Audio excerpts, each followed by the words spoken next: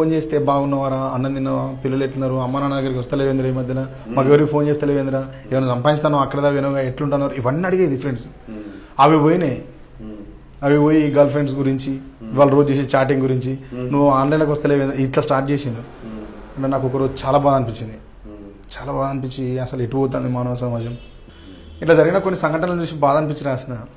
కలల ప్రపంచం, కల్లోల ప్రపంచం, కౌగిట పడి నలుగుతోంది నేటి ప్రపంచం. మాయాజాలం జగమంతట గాలం, అరచేతిలో కొలువైంది నాశనగాలం. ప్రతి ఇంటిని చుట్టుకుంది ఇంటర్నెట్టు, అన్నింటికి ఇప్పుడదే ఆయువు పట్టు. అభివృద్ధికి కట్టుకున్న సైబరు మెట్టు, అశ్లీలతే దాని అంతరాత్మలో గుట్టు.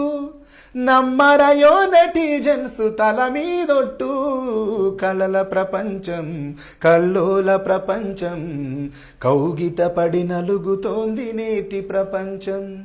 బ్యాంకులో అకౌంట్ ఉండి బ్యాలెన్సే లేకపోయినా, ఫేస్బుక్ అకౌంట్ ఉంటే అదే నేటి స్టేటస్ అంట.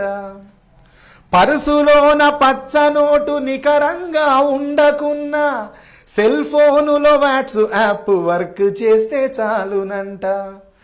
తెల్లవారేదాకా క్షణం నా పరు చాటింగ్, ఎవరినెవరు చేస్తుంటారో తెలియదు చీటింగ్. కలల ప్రపంచం, కల్లోల ప్రపంచం, కౌగిట పడి నలుగుతోంది నేటి ప్రపంచం.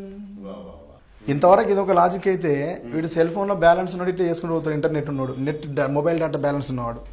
ఈ లేనోళ్ళది ఇంకో రకం ఉంటుంది దీంట్లో. పక్క ఇంట్లో వైఫై ఉండి పాస్వర్డ్ తెలుసుకుంటే, పైసా ఖర్చు లేకుండా ప్రపంచాన్ని గెలకవచ్చు. సౌకర్యాలన్నీ ఉన్న ల్యాప్టాప్ ముందరుంటే, స్కైపులోనే కైపెక్కే సరదాలని పొందవచ్చు. అంతర్గత విషయాలను బయట పెట్టుతూ అంతరించిపోతున్నాడు మనిషి మట్టుకు.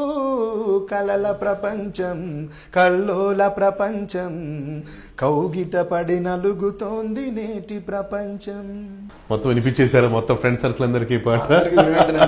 రికార్డ్ చేయాలి, చేస్తా. ఇంకా పూర్తి రాయాలి, ఒక 4-5 చరణాలు రాసాను, రాయాలి. వండర్ఫుల్. టెక్నాలజీ కూడా బేస్ చేసుకుని రాసిన పాట కూడా ఇదేనా, రెండు మిక్స్ చేసి వచ్చిందేనా? వావ్, వదిలిపెట్టలేదు మీరు టెక్నాలజీని కూడా. మీ స్టైల్లో మీరు చొరకలు పెట్టేశారు. ఎట్లా చదువులో ముందు రాత్రన్నా ముందుండాలి కదా. రిలేషన్స్ దెబ్బతింటున్నాయి ఫస్ట్ బేసికల్ గా, చాలా హార్ట్. దేంట్లో నాకు తెలిసింది ఒకే ఒక విషయం అండి, నేను గమనించింది. భార్య భర్తలు ఇద్దరు ఒక ఇంట్లోనే ఉంటారు. భార్య వాట్సాప్లోనే ఉంటుంది, భర్త వాట్సాప్లోనే ఉంటుంది. అసలు ఎవరితో చాటింగ్ చేస్తుంటారు, ఎవరిని చీటింగ్ చేస్తుంటారు అర్థం కాక మా ఫ్రెండ్స్ కుటుంబాల్లో చాలా మంది గొడవ జరిగింది. అవన్నీ చూసిన తర్వాత రాశాను. మా ఊర్లో జరిగిన సంఘటనలు, మా ఫ్రెండ్స్తో చెదురుముదురు వచ్చిన సంఘటనలు అయితే, ఇది ప్రధానంగా చదువుకున్న స్త్రీలు, చదువుకున్న అమ్మాయిలు ఎక్కువ ఎదుర్కొంటున్న సమస్య. చదువుకున్న జంటలు కొత్త పెళ్లి చేసుకొని, కొంచెం పెళ్లి కొంత సర్టెన్ ఏజ్ వచ్చిన వాళ్ళు, ఇవి ఇంటర్నెట్కి అలవాటు పడ్డ వాళ్ళు, నేను చాలామంది